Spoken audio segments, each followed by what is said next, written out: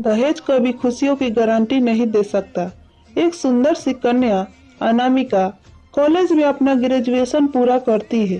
तभी उसकी मुलाकात एक लड़के राहुल से होती है।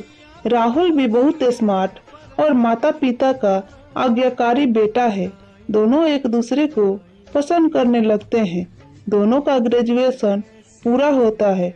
राहुल अपने शहर में जॉब करने लगता है और लड़की भी एक अच्छी जॉब कर रही है। दोनों ने निर्णय लिया कि अब माता पिता से शादी की बात करने का वक्त आ गया है। लेकिन परेशानी यह है कि दोनों की कास्ट अलग अलग है। अनामिका ब्राह्मण है और राहुल राजपूत। राहुल के समाज में दहेज बहुत जरूरी है, जो कि नगद में होता है। उसके अलावा कई तरह के गिफ्ट्स और गहने की भी मांग की जाती है।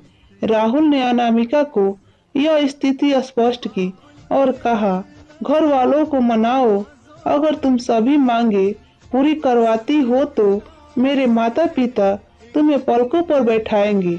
अनामिका ने अपने माता पिता से यह बात कही।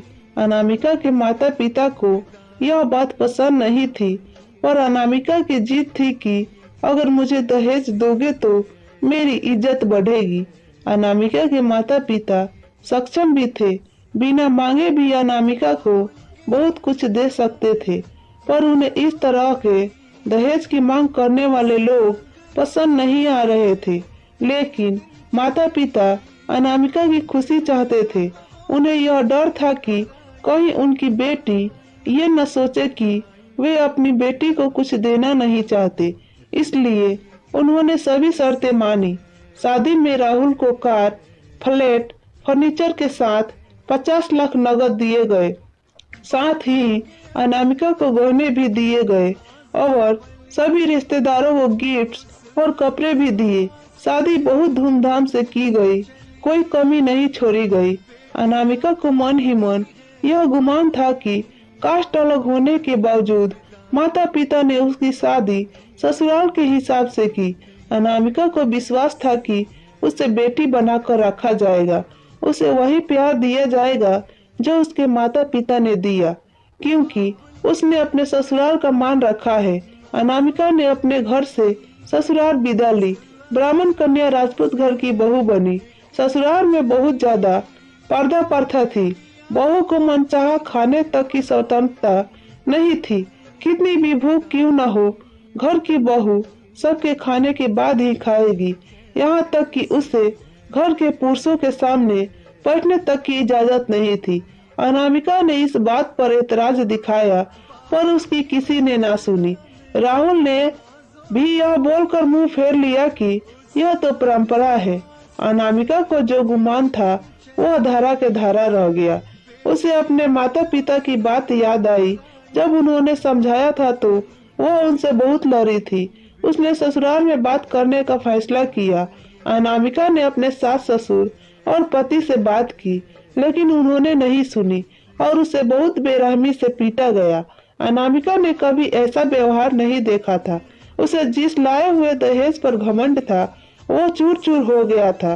अनामिका को माता पिता से बात करने में भी शर्म महसूस हो रही थी और इसी कश्मकश में एक दिन अनामिका ने अपने आप को खत्म कर दिया। माता पिता को यह बात पता चली तो उन्हें अपनी गलती का एहसास हुआ कि वक्त रहते समझा होता तो बेटी साथ होती। जो लोग दहेज पर बेटे की शादी करते हैं उनकी सोच हर तरह से छोटी होती है। जो बेटे को नीलाम कर सकते हैं वो किसी और की बेटी को कैसे अपनी बेटी बना सकते थे। दहेज कभी खुशियों की चाबी नहीं बन सकता। यह बात सभी को समझनी होगी। इस दहेज प्रथा की कहानी में आपने पढ़ा होगा कि माता पिता ही नहीं, लड़की की भी सोच दहेज को सपोर्ट कर रही थी।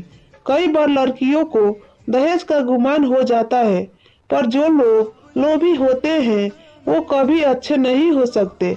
यह बात सबको समझने की जरूरत है। कहानियां जीवन में बहुत मायने रखती है। कई बार बड़ी से बड़ी डिग्री भी ज्ञान नहीं देती और एक छोटी सी कहानी जीवन बदल देती है। शिक्षा पथ कहानी को आधार बनाकर अपने बच्चे को जीवन का सच्चा ज्ञान दे। आप इस कहानी दहेज प्रथा के बारे में कुछ कहना चाहते हैं तो कमेंट बॉक्स में लिखें। यह कहानी आपको कैसी लगी कमेंट में जरूर बताएं। अगर पसंद आई होगी तो कृपया लाइक और शेयर जरूर करें ताकि दहेज के प्रति लोग जागरूक हो। धन्यवाद।